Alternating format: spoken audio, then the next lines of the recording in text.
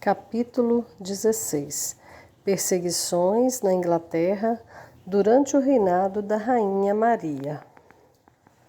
A morte prematura do célebre jovem monarca Eduardo VI resultou nas ocorrências mais extraordinárias e maravilhosas que já existiram desde os tempos da encarnação de nosso abençoado Senhor e Salvador em forma humana.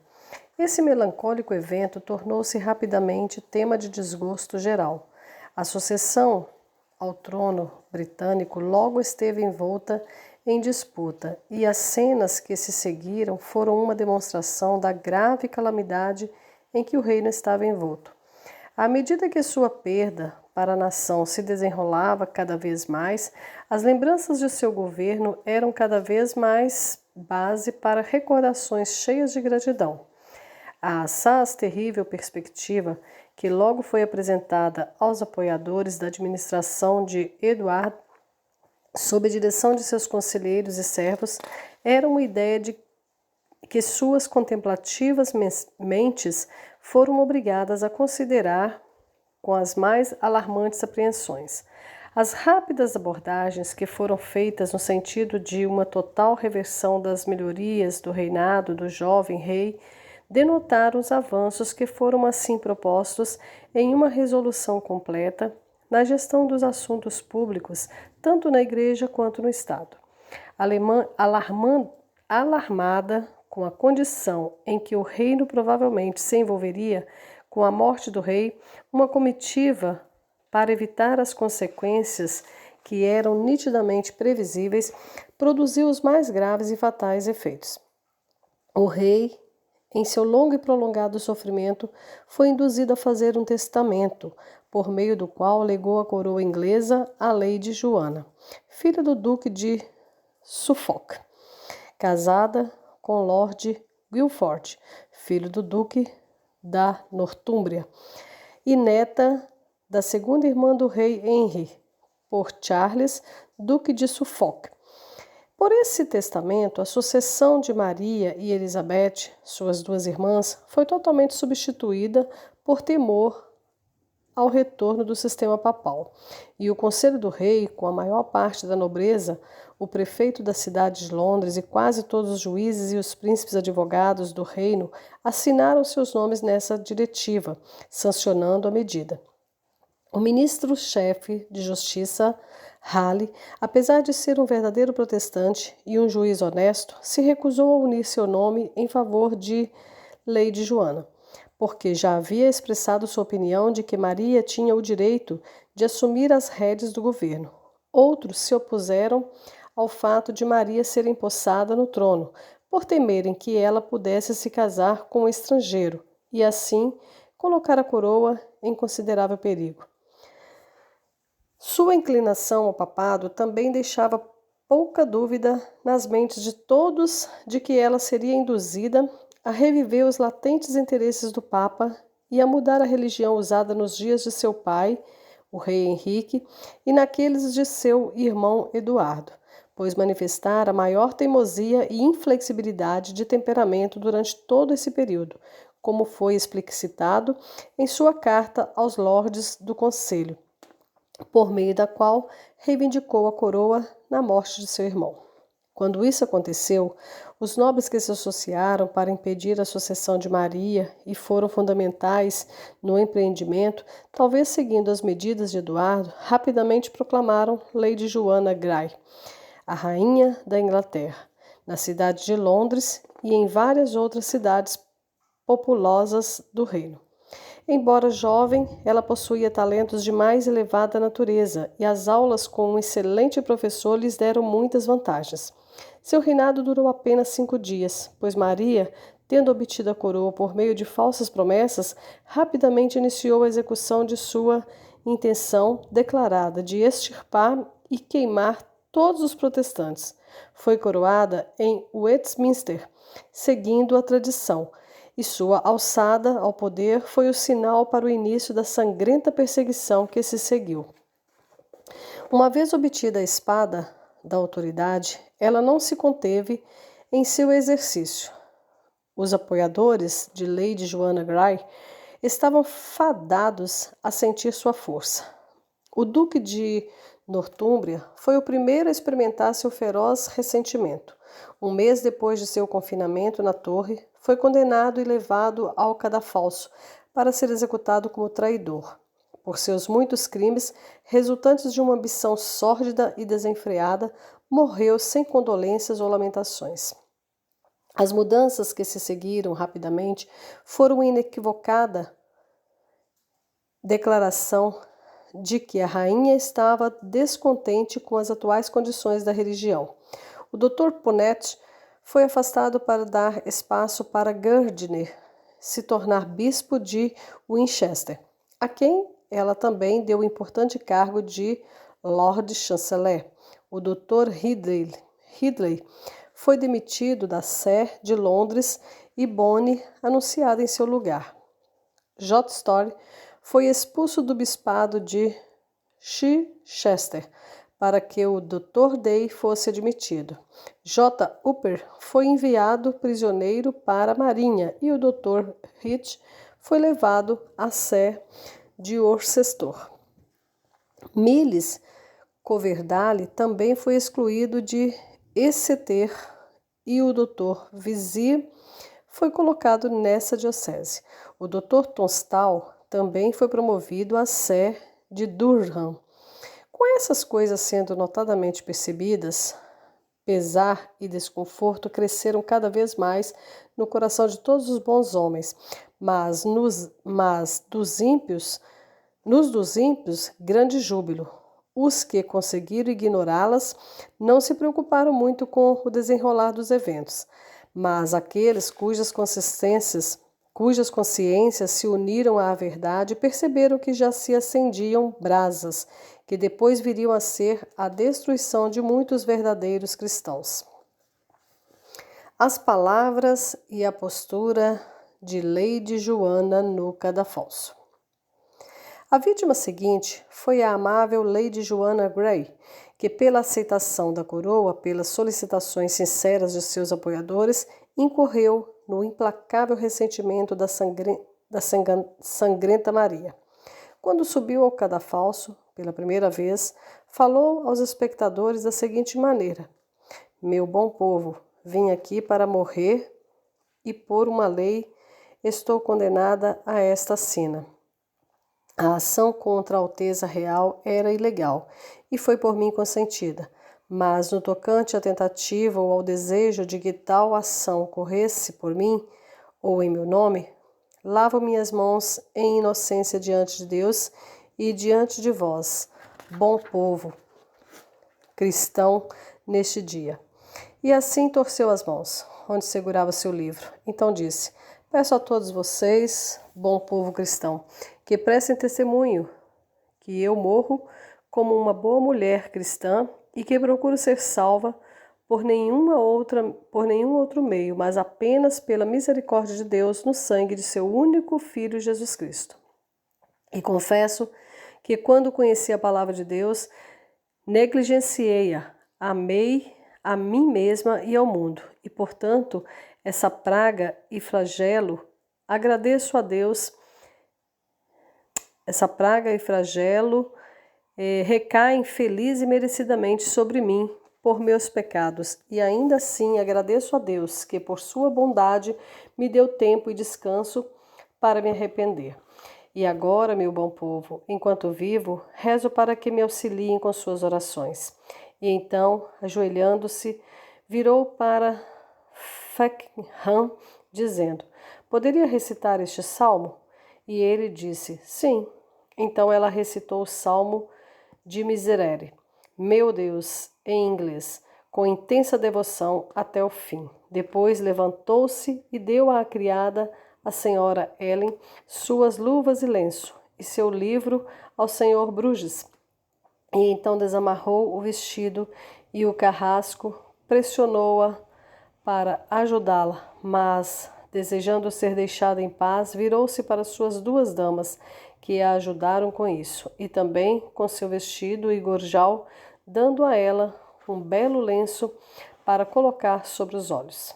Então o carrasco se ajoelhou e pediu perdão, a quem ela perdoou de boa vontade. Em seguida pediu que ele se apoiasse na palha, e ao fazê-lo, avistou o tronco. Então ela disse: Rogo que me despacheis rapidamente. A seguir se ajoelhou, dizendo: Vós o tirareis antes que me deite. E o carrasco disse: Não, senhora. Então ela amarrou um lenço nos olhos e, tateando em busca do trono, disse: O que faço? Onde está? Onde está? Um dos presentes a guiou, e ela deitou a cabeça no trono. Depois esticou seu corpo e disse: Senhor, em tuas mãos entrego meu espírito. E assim terminou sua vida no ano de 1554 de Nosso Senhor, no 12º dia de fevereiro, aproximadamente no 17º ano de sua idade. Assim morreu Lady Joana, e ao mesmo dia Lord Guilford, seu marido, um dos duques dos filhos de Nortúmbria. Também foi decapitado, 2 inocentes em comparação com os que se abateram sobre eles, pois ambos eram muito jovens e ignorantemente aceitaram maquinações de outros e, por proclamação aberta, consentiram em tirar de outros e dar a eles. No que toca à condenação dessa piedosa dama, deve-se notar que o juiz Morgan, que a condenou, logo depois de condená-la, enlouqueceu e, em seu delírio, gritava continuamente para que afastassem Lady Joana dele, e então acabou com a própria vida. No 21º dia do mesmo mês, Henry, duque de Suffolk, foi decapitado em Tower Hill, no 4º dia após sua condenação. Nessa época foram condenados muitos senhores e homens livres, alguns dos quais foram executados em Londres e outros no interior. Na questão de quem era Lord Thomas Grey, irmão do referido duque, foi preso pouco tempo depois no norte de Gales e executado por ele. Sir Nicholas Throgmorton também escapou por muito pouco. John Rogers, vigário de Santo Sepulcro e leitor de São Paulo, Londres. John Rogers foi educado em Cambridge e por muitos anos foi capelão da Companhia dos Aventureiros Mercantis em Antuérpia, Brabante. Ali encontrou-se com o célebre Mártir William Tyndale e com Miles Coverdale, ambos voluntariamente exilados de seu país por sua aversão à superstição e à idolatria papais. Eles foram os instrumentos de sua conversão. Rogers se uniu a eles naquela tradução da Bíblia para o inglês intitulada A Tradução de Thomas Matwell. Pelas Escrituras, ele sabia que votos ilegítimos podiam ser violados legitimamente. Então casou-se e dirigiu para Wittenberg, na Saxônia, a fim de aprofundar seus conhecimentos. Lá aprendeu a língua holandesa e recebeu o encargo de uma congregação, a qual direcionou fielmente por muitos anos. Com a ascensão do rei Eduardo, deixou a Saxônia para promover o trabalho da reforma na Inglaterra. Depois de algum tempo, Nicholas Ridley, então bispo de Londres, lhe concedeu a função de cônego na Catedral de São Paulo, até que o deão e o capítulo o nomearam leitor da aula de teologia. Assim continuou até a sucessão da Rainha Maria ao trono, quando o Evangelho e a verdadeira religião foram banidos e o anticristo de Roma, com suas superstições e idolatria, foi introduzido. A circunstância em que o Sr. Rogers pregou na cruz de Paulo, após ter a Rainha Maria chegado à torre, já foi relatada. Ele confirmou em seu sermão a verdadeira doutrina ensinada na época do rei Eduardo e exortou o povo a tomar cuidado com as pragas papais, a idolatria e a superstição. Por isso foi chamado a prestar contas, mas se defendeu com toda a habilidade que dessa vez foi dispensado. A proclamação da rainha, no entanto, para proibir a verdadeira pregação, deu a seus inimigos um novo pretexto contra ele. Então, foi novamente convocado perante o concílio e sentenciado à prisão domiciliar. Assim o fez, embora pudesse ter escapado e embora enxergasse o terrível estado da verdadeira religião. Rogers sabia que não poderia viver na Alemanha.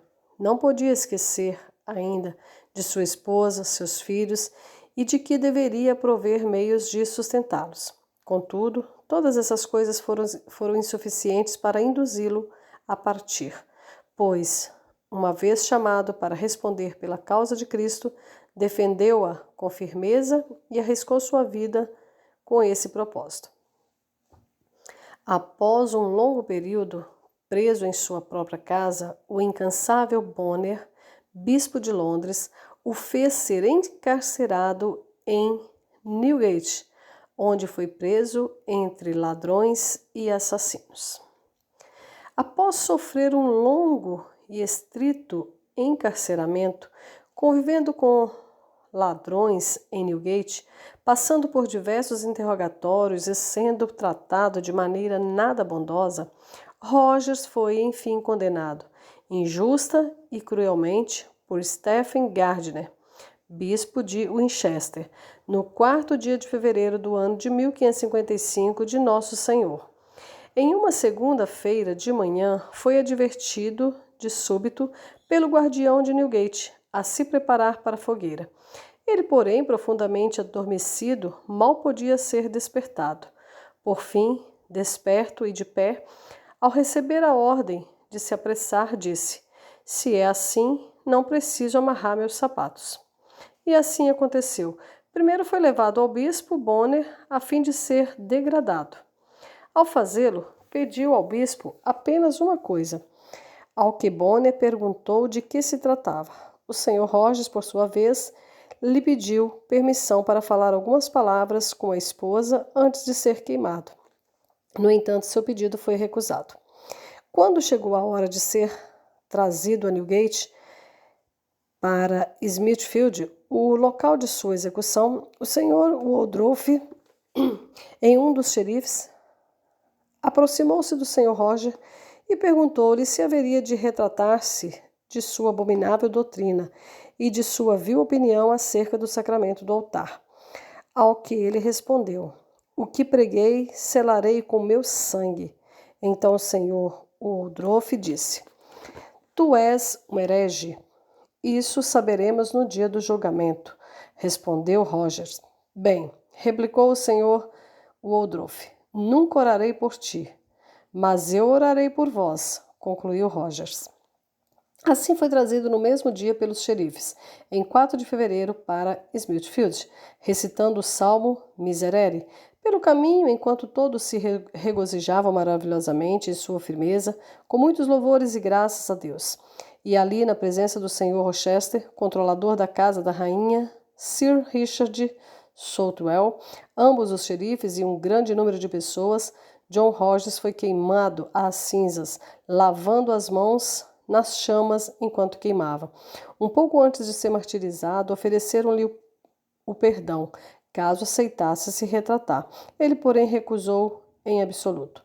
Foi o primeiro mártir de toda a bendita companhia a sofrer no tempo da Rainha Maria.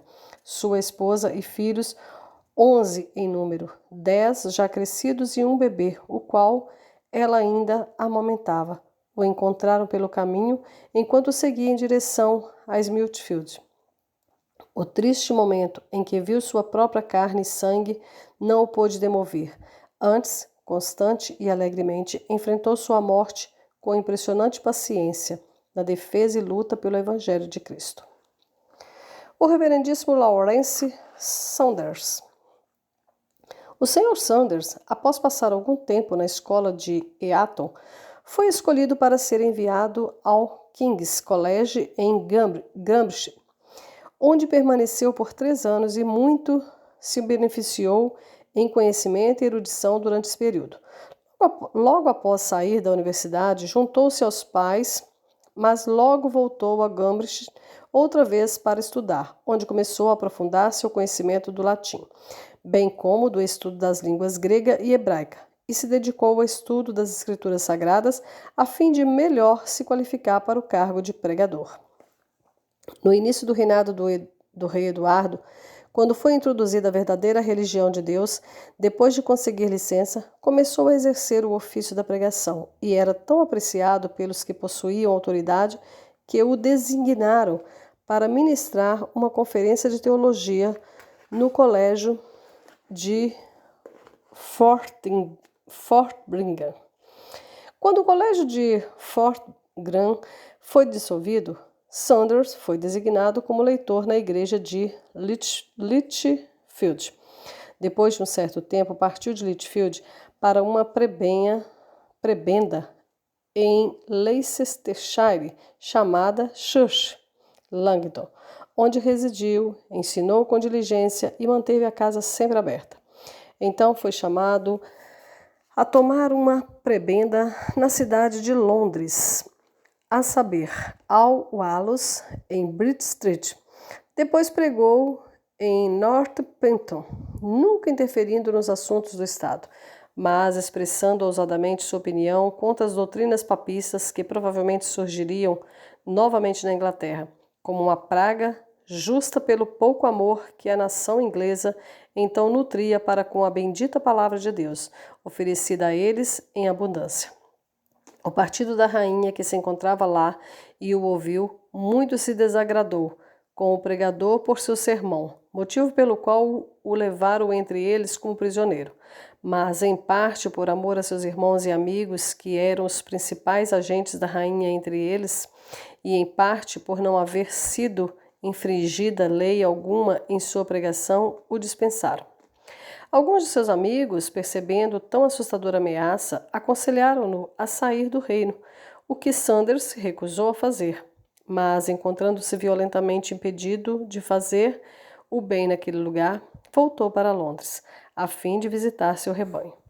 Na tarde de domingo, em 15 de outubro de 1554, enquanto lia em sua igreja para exortar seu povo, o bispo de Londres o interrompeu, enviando até ele um oficial. Disse o bispo que sua caridade havia deixado escapar por certo tempo a traição e sedição do pregador, mas que estava disposto a provar serem hereges ele e todos aqueles que, segundo ele, ensinavam e acreditavam que a administração dos sacramentos e todas as ordens da Igreja são mais puras à medida que se aproximam da ordem da Igreja primitiva.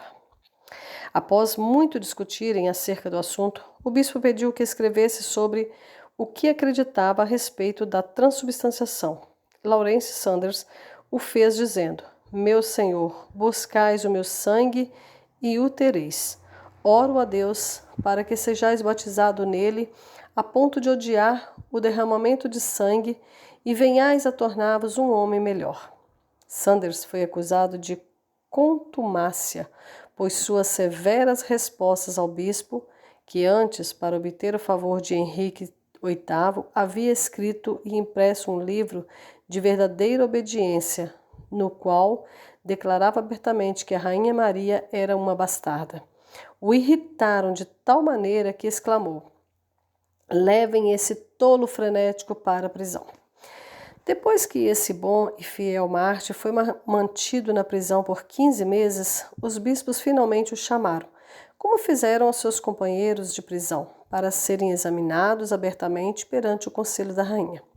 Terminado o exame, os oficiais o levaram para fora do local e aguardaram até que o restante de seus companheiros de prisão fossem examinados da mesma forma, a fim de levá-los todos juntos à prisão. Após sua excomunhão e entrega ao poder secular, foi levado pelo xerife de Londres ao Compter, uma prisão em sua própria paróquia de Bradstreet, na qual muito se regozijou, tanto por ali ter encontrado um companheiro de prisão, o senhor Gardmacher, com quem manteve muitas conversas cristãs e de consolo, como porque, fora da prisão, como antes, em seu púlpito, teria a oportunidade de pregar aos paroquianos. Em 4 de fevereiro, Bonner, bispo de Londres, foi à prisão para degradá-lo. No dia seguinte, de manhã, o xerife de Londres o entregou a alguns da guarda da rainha, que foram designados para levá-lo à cidade de Coventry, a fim de ser queimado. Quando chegaram a Coventry, um pobre sapateiro, que costumava servi-lo, aproximou-se dele e disse: Ó meu bom mestre, Deus vos fortaleça e console. Bom sapateiro, o senhor Sanders respondeu. Desejo que ores por mim, pois sou o homem mais inapto dentre todos os já designados para este alto cargo. Mas meu gracioso Deus e querido Pai é capaz de fazer-me forte o suficiente. No dia seguinte, em 8 de fevereiro de 1555, foi levado ao local da execução, no parque fora da cidade. Vestia uma túnica gasta, uma camisa, tinha os pés descalços e muitas vezes lançava-se ao chão para orar. Quando chegaram próximo ao local, o oficial designado para cuidar da execução disse ao senhor Sanders que ele era um daqueles que manchavam o reino da rainha, mas que, caso se retratasse, haveria perdão para ele. Não eu, respondeu o Santo Marte. Antes, vós manchais o reino. O que sustento é o Evangelho de Cristo. Neste acredito, ensinei e nunca revogarei. O Sr. Sanders então se moveu lentamente em direção ao fogo, prostou-se em terra e orou. Depois se levantou, abraçou a estaca e disse por repetidas vezes: Bem-vinda, cruz de Cristo, bem-vinda, vida eterna. O fogo foi então posto na lenha, quando o pregador foi dominado pelas terríveis chamas e dormiu docemente no Senhor Jesus. História, prisão e exame do Sr. John Upper, bispo de Worcester e Gloucester. John Upper, estudante graduado na Universidade de Oxford, foi de tal maneira tomado por um ardente desejo de amar e conhecer as Escrituras, que se viu obrigado a retirar-se da universidade e foi acolhido na casa de Sir Thomas Arundel como seu mordomo, até que este tomou conhecimento das opiniões e religiões de Upper, as quais não favorecia de forma alguma. Apesar de beneficiar sobremaneira sua pessoa, auxiliá-lo e desejar tê-lo como amigo, o Sr. Upper prudentemente saiu da casa de Sir Thomas e chegou a Paris, mas em pouco tempo retornou à Inglaterra e foi acolhido pelo Sr. Sentlow, até o momento em que foi novamente molestado e procurado. Então, passou pela França até as regiões mais altas da Alemanha, onde passou a conhecer homens instruídos, e foi espontânea e carinhosamente recebido pelo Sr. Bullinger, seu amigo particular, tanto na Basileia como em Zurique. Ali também se casou com uma mulher da Borgonha e se dedicou com muito zelo à língua hebraica. Por fim, quando aprouve a Deus terminar o sangrento período do Ato dos 6 Artigos e dar-nos o rei Eduardo para governar esse reino, a igreja teve um pouco de paz e descanso, e muitos exilados ingleses retornaram às suas casas, entre os quais estava o Sr. Upper, que, movido por sua consciência, decidiu não se ausentar. Antes, observando que o tempo e a ocasião eram oportunos, ofereceu-se para ajudar a transmitir a obra do Senhor com toda a sua capacidade. Quando o Sr. Upper se despediu do Sr. Bullinger e de seus amigos em Zurique, voltou para a Inglaterra sob o reinado do rei Eduardo VI e, chegando a Londres, habitou-se a pregar continuamente, na maioria das vezes, 2 ou pelo menos uma vez ao dia. Em seus sermões, conforme costumava fazer, corrigia o pecado e combatia duramente a iniquidade do mundo e os corruptos abusos da igreja. As pessoas, em grandes grupos e companhias, todos os dias vinham ouvi-lo pregar, como se sua voz fosse o som e a melodia mais agradáveis da harpa de Orfeu, de modo que muitas vezes, enquanto pregava, a igreja tornava-se tão repleta que mais ninguém era capaz de passar pelas portas. Em sua doutrina, era sincero, em sua língua, eloquente, nas escrituras, excelente, em suas dores, incansável, em sua vida, exemplar. Havendo ele pregado diante da majestade do rei, logo foi nomeado bispo de Gloucester. Naquele cargo, permaneceu por 2 anos e se saiu tão bem que seus próprios inimigos não encontraram nenhuma falha nele. Depois foi nomeado bispo de Worcester. O Dr. Upper executou seu ofício como mais cuidadoso e vigilante pastor pelo período de 2 anos ou mais, enquanto o estado da religião, no tempo do rei Eduardo, era seguro e próspero. Após ter sido convocado a comparecer perante Bonner e o Dr.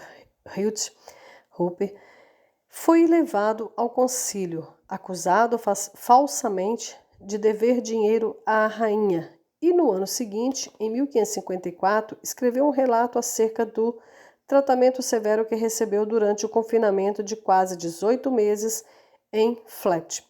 Após seu terceiro exame, em 28 de janeiro de 1555, em St. Mary-Overs, foi conduzido ao Compter, em Southwark, junto ao reverendíssimo Sr. Rogers, onde permaneceriam até o dia seguinte, às 9 horas, a fim de esperar que se retratasse.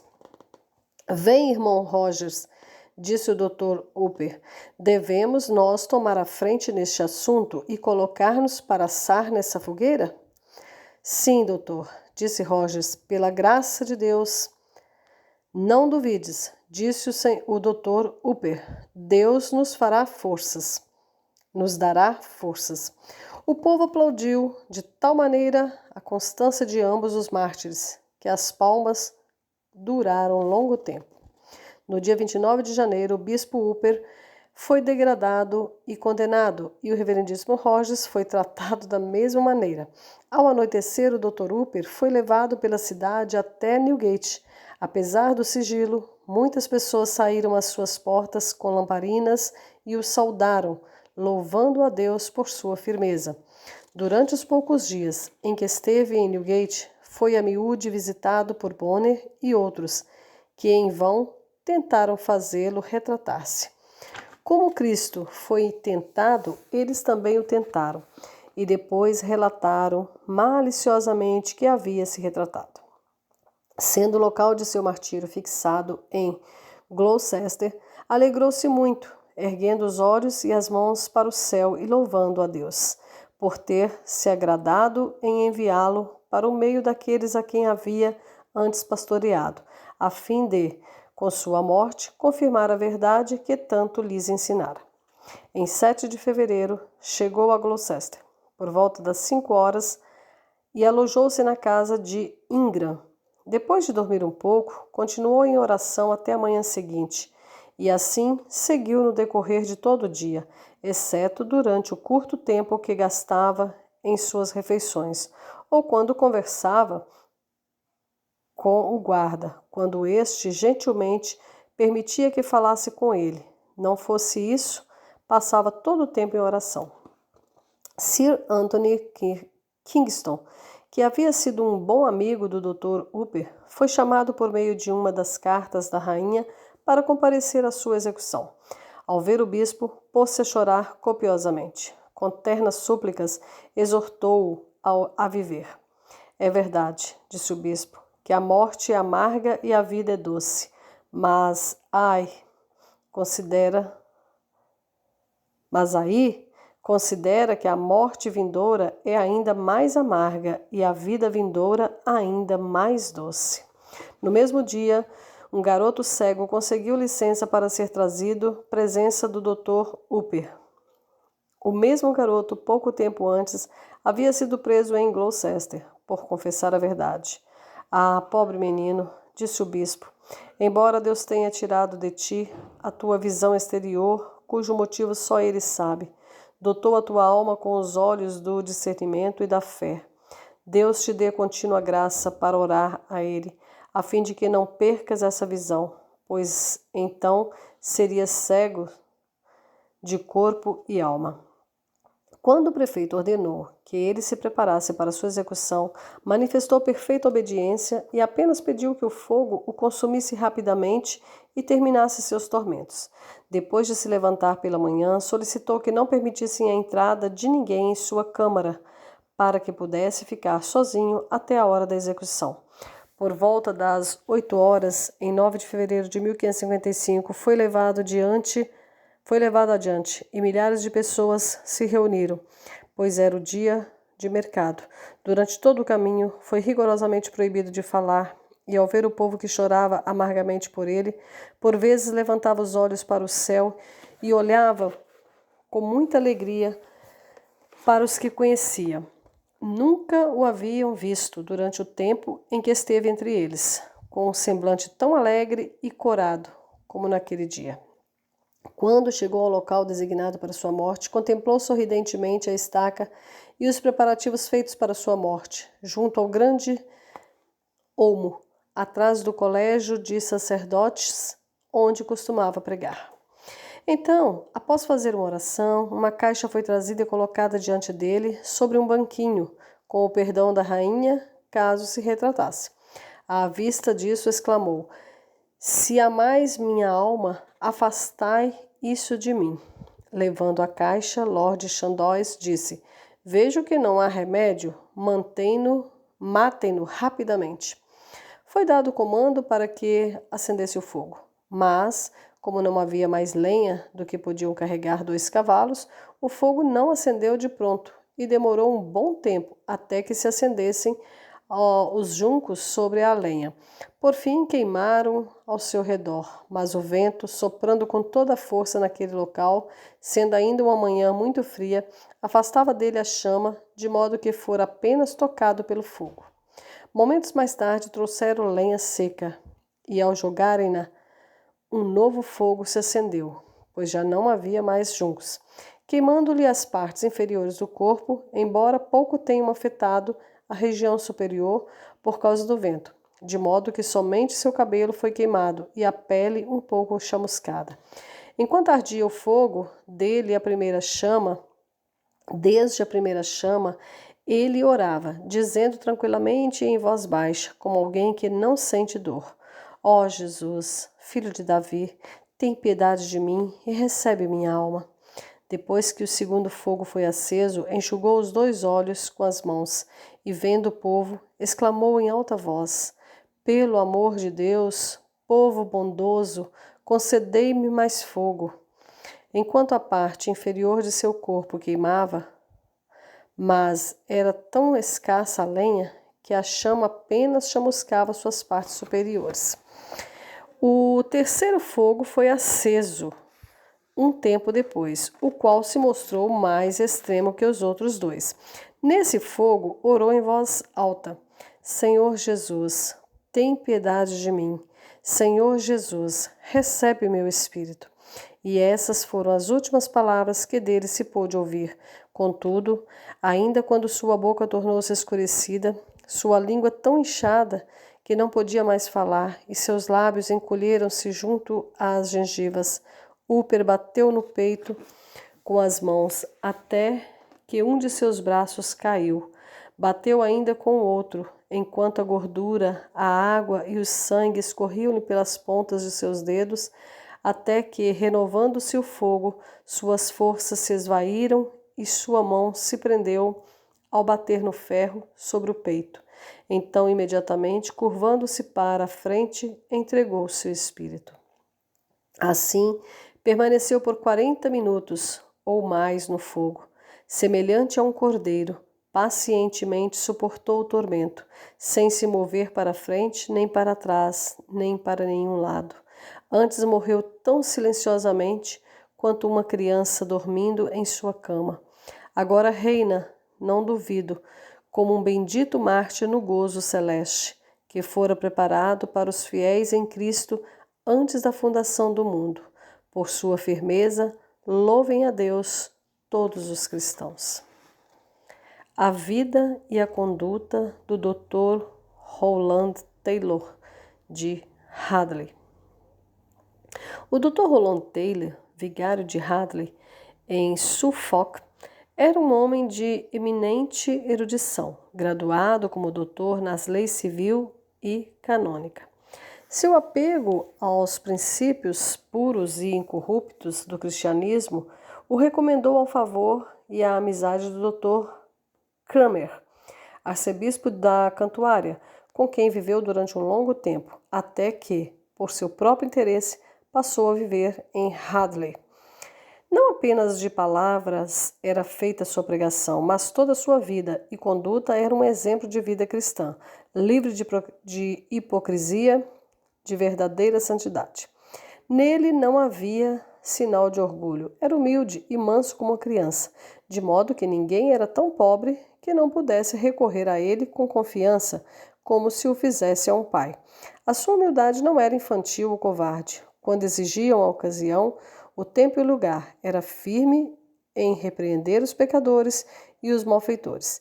Ninguém era tão rico que não pudesse ter expostas diante de si com clareza as próprias culpas, com repreensões sinceras e graves, como devem ser vindas de um bom coadjudor e pastor.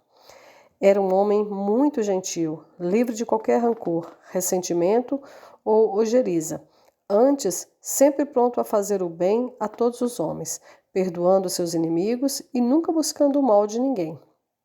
Era para os pobres, cegos, coxos, doentes, decrépitos ou que tiveram muitos filhos, um verdadeiro pai, um patrono cuidadoso e um provedor diligente, de modo que movia os paroquianos a reunirem as provisões necessárias a eles.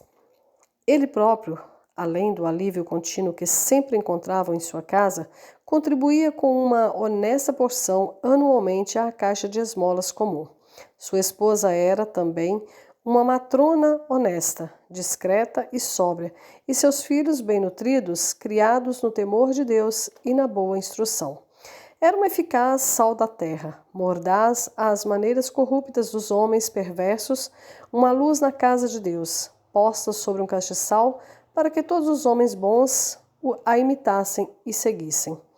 Assim continuou esse bom pastor entre seu rebanho, governando-o e conduzindo-o pelo deserto deste mundo perverso, durante todos os dias do governo do rei, mas pacífico e santo, da bendita história Eduardo VI. Mas, com a morte deste e a sucessão da rainha Maria ao trono, Taylor não escapou à negra nuvem que sobrepuxou a tantos irmãos, pois 2 de seus paroquianos, Foster, advogado, e Clark, comerciante, direcionados pelo zelo cego, decidiram que a missa deveria ser celebrada em todas as suas formas supersticiosas, na igreja paroquial de Hadley, na segunda-feira antes da Páscoa. O Dr. Taylor, entrando na igreja, proibiu estritamente que o fizesse, mas Clark forçou o doutor a sair da igreja, celebrou a missa e, no mesmo instante, informou o senhor chanceler, bispo de Winchester, acerca de seu comportamento, ato que o fez ser convocado a comparecer e responder às queixas alegadas contra ele.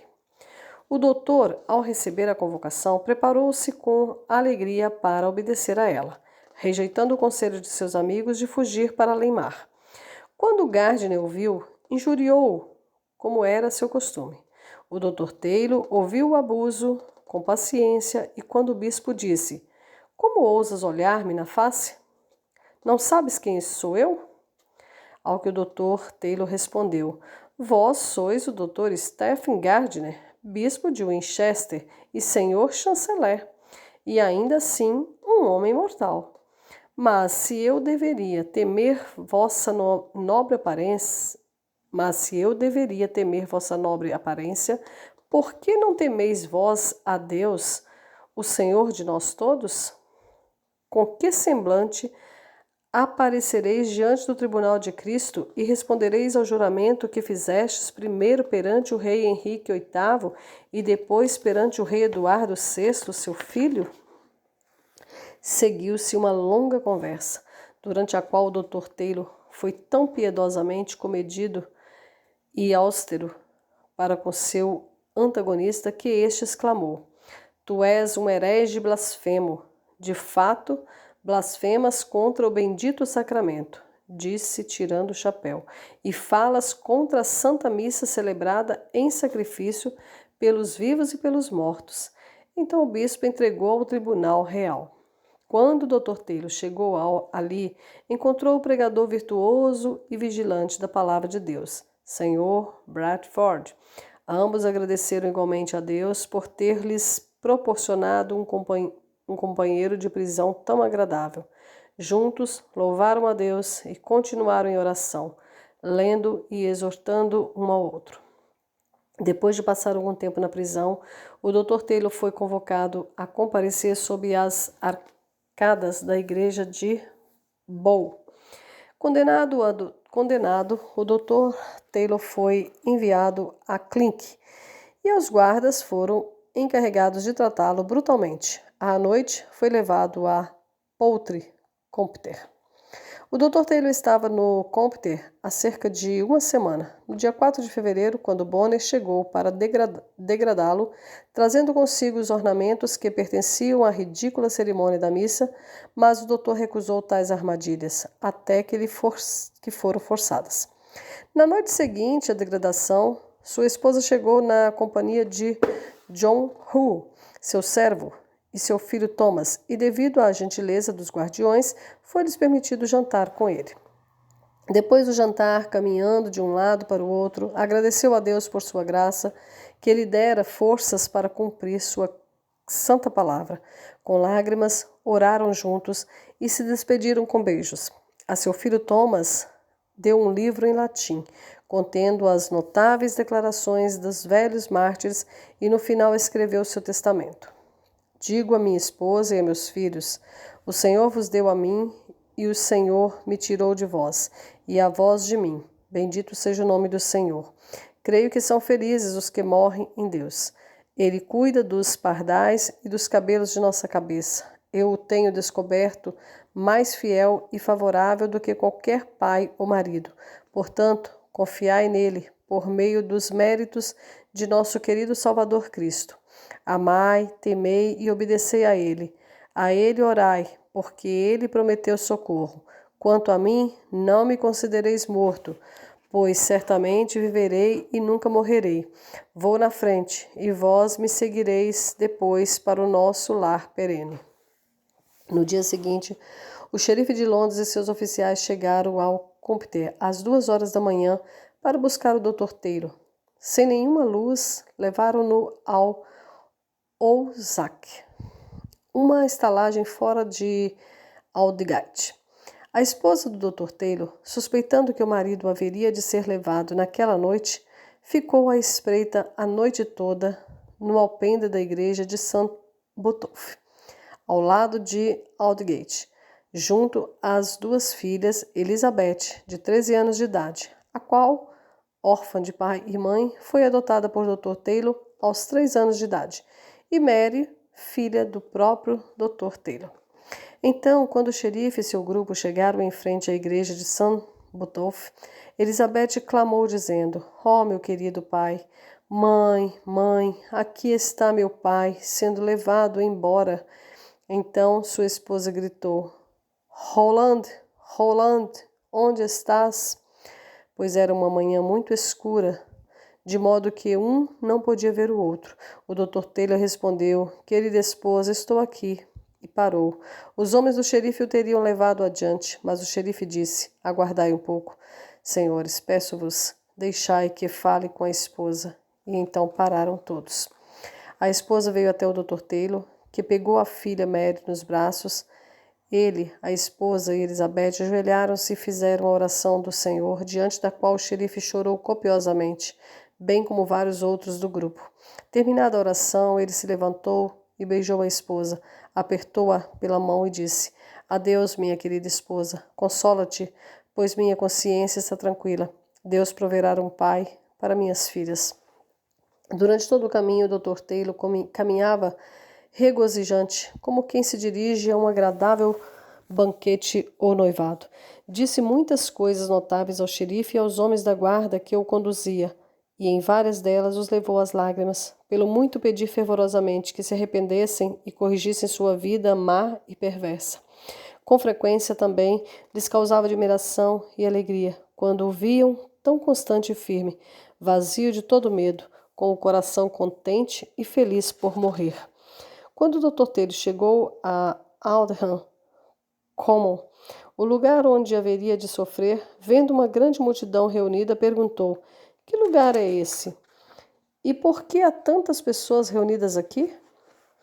Ao que responderam: "É Aldham Common, o lugar onde você deve sofrer, e as pessoas vieram olhar para você. Então ele disse: Graças a Deus, estou em casa. E ele desceu de seu cavalo e com as duas mãos arrancou o capuz de sua cabeça. Seus cabelos haviam sido raspados, como se usava fazer com os cabelos dos loucos, e essa missão fora do bispo Bonner. Mas quando o povo viu seu rosto reverente e ancião, com uma longa barba branca, irrompeu em lágrimas e clamou, dizendo: Deus te salve, bom Dr. Taylor. Jesus Cristo te fortaleça e te ajude. O Santo Espírito te console. Entre outros bons desejos a ele.